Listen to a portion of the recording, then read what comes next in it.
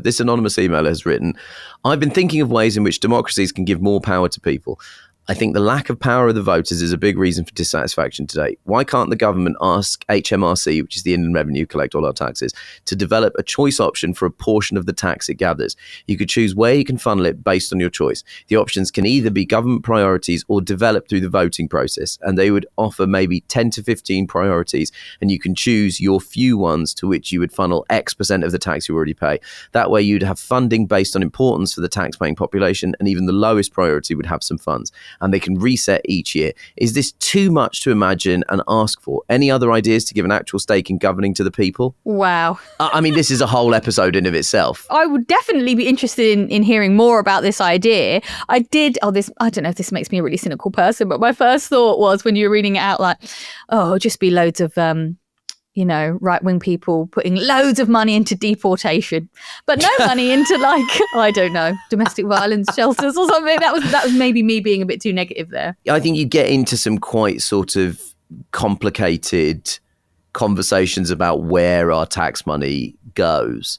Listen, I think what would be better is more transparency about how government money is spent, and also the efficiency of collecting money in tax and spending it. We spend less money on our nationalized health system per capita than the United States does on its privatized healthcare system.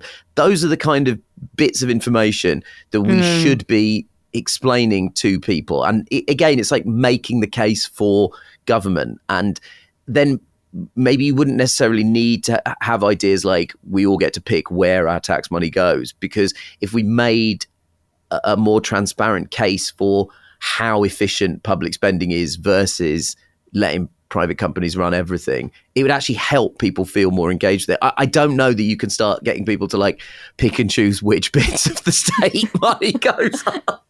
Yeah. You can't trust the British population to not immediately go to a prank. And I worry that we'd end up with a lot of public money financing a giant gold statue in Trafalgar Square of that guy who stuck a flare up his arse.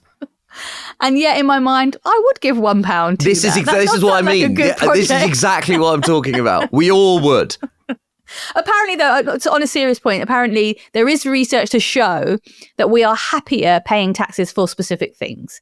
So, our national insurance, we probably feel happier about because we know where it's going. An unspecified tax, I'm sure it can all get wrapped up in our hostilities and our preconceptions about, what the government in charge is doing. So, yeah, I mean, it's definitely a great idea. I'll be very open to it for sure. I would love, before we go to full, you get to pick all of it, just more transparency, just more information on how the government spends money and what that looks like in relative terms to other countries around the world.